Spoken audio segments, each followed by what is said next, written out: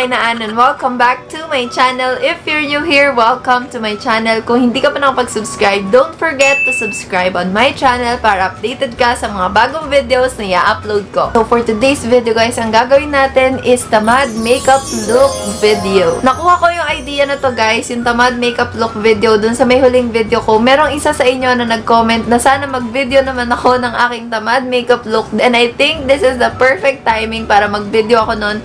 Kasi meron pa po akong pasok mamayang 9 PM. It's already 7 PM. Graveyard shift ako from 9 PM to 6 AM. So, ayan. Kasi every time na graveyard shift ako, yung makeup look ko is yung talagang sobrang tamad na makeup look na magmukhang presentable lang ako sa harap ng mga guests. Alam niyo yun, guys. Kung yung iba sa inyo is working and nakaka-experience na din ng graveyard shift, comment down below. Makaka-relate kayo sa akin, promise. Okay, for today, guys, ang gagamitin lang natin is 5 makeup products. Ayan, eto lang talaga yung mga makeup products na ginagawa ko every time na papasok ako ng trabaho. Minsan, kapag sobrang sipag na sipag ako, nadadagdagan tong 5 na to.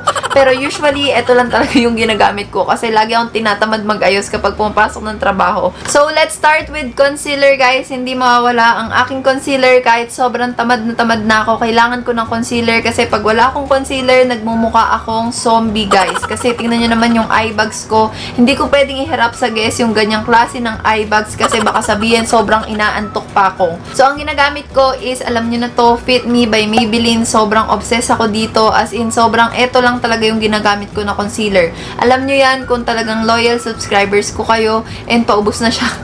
So, linalagay ko lang siya sa ilalim ng mata ko. Wala na ako ibang pinaglalagyan nito unless meron akong pimples na talagang kailangan kong itago. Tulad nitong isa na to. Ayan, tinubuan na ako ng pimples kasi nga every time na graveyard shift ako, tinutubuan ako ng pimples. Ayan, pag ganyan yung ginagawa ko guys, huwag kayo mag-alala kung nakikita nyo parang sobrang dami kong linalagay. Ibe-blend out pa po natin yan. Ayan, pag ganyan ginagawa ko pa, V na ganyan, parang hanggang dito sa ilalim.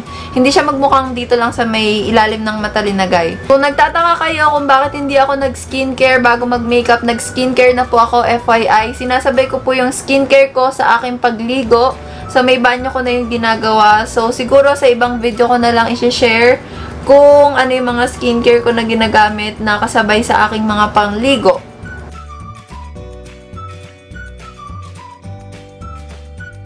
Ayan guys, nakita nyo naman kung ano yung difference yung nasa right side ko saka sa may left side. So sabi ko sa inyo, iba yung nagagawa ng concealer kaya kahit wala na akong ibang gamit, basta naka-concealer ako, okay na. So next thing, after the concealer, naglalagay na ako ng kulay sa aking face. Hindi na ako nagsiset ng powder kasi syempre tamad na ako, magsiset pa ba ako ng powder.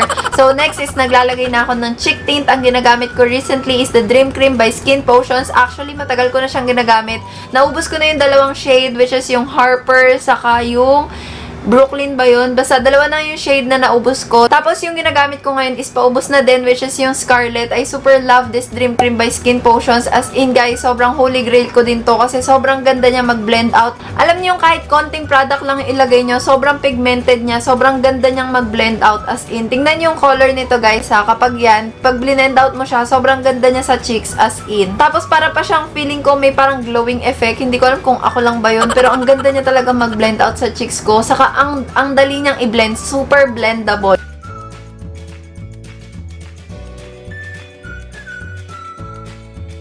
Nakikita nyo naman sa pagbe-blend out ko, ayan, super blendable niya and super buildable nung color niya. Sobrang konting product lang nung linagay ko and yet, tingnan nyo naman yung pigment.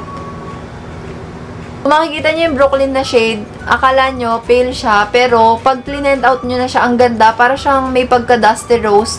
Ito namang Scarlet, kapag tiningnan nyo, parang ang pale niya din na parang medyo may pagka-peachy tone. Pero pag blend out nyo, ang ganda, para ka lang naka-natural, alam nyo yun, parang natural glow, something lang, hindi ko ma-explain. Basta super natural looking niya lang. So, ayan guys, after the Dream Cream, gagamit na tayo ng eyelash curler and then mascara. Ang ginagamit ko na mascara is yung aking favorite as of the moment, which is yung Total Temptation by Maybelline din. This is not sponsored by Maybelline. Super love ko lang talaga yung Total Temptation na to recently kasi ang ganda ng volume na nabibigay niya sa may lashes ko.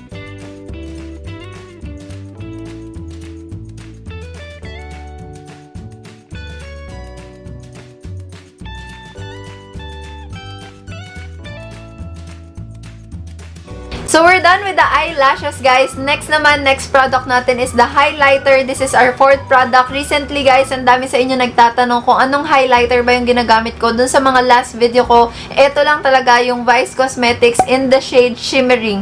As in, sobrang ganda ng highlighter na to. Siguro nakita nyo na to dun sa aking tipid makeup look something na makeup tutorial. Basta yun. Ito lang talaga yung ginagamit ko recently.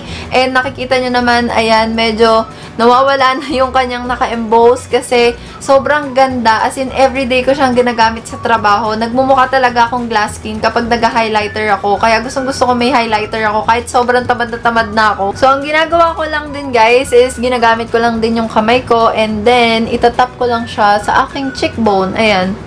Ganyan-ganyan lang siya. Tingnan nyo naman, guys. Tingnan nyo naman yung napibigay niyang highlight talaga. Diyos ko, this is only 145 pesos. Kaya kung ako sa inyo, i-try nyo na, promise. Yan, oh. Kitang-kita nyo naman siguro. Highlighter kung highlighter. Last but not the least is our lips. Ang ginagamit ko sa aking lips is yung Lip and Cheek Tint lang by Nichido. Ito talaga ginagamit ko kasi ang dali niyang gamitin. As in, so ilalagay mo lang. Tapos, okay, gora na. Ganyan lang. Super fresh looking lang din ito, guys. As in, 145 pesos lang din to. As in, kung tamad na tamad ka, tapos ayaw mo na mag-lipstick, ayaw mo na magsalamin, ayaw mo na mag-lip tint ka na lang, guys.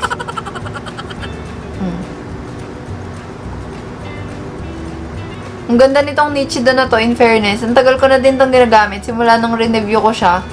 Sobrang nagustuhan ko na din siya. Para pag magre-retouch ka, alam niyo yun, isang kuhanan lang, tapos isang roll lang. Go ka na. This is in the shade Pinch O Pink pala, guys. Ito yung madalas kong ginagamit. Pinch O Pink, saka yung Beach Glow. So, there you go, guys. Ito na ang ating final look for our tamad day something. Kung ano man yung gusto nyo itawag dyan. Basta, ito yung makeup look ko kapag tamad na ako. Kapag tamad na ako pumasok sa aking trabaho. So, I hope, guys, you like this video. If you do like this video, guys, please don't forget to give it a thumbs up.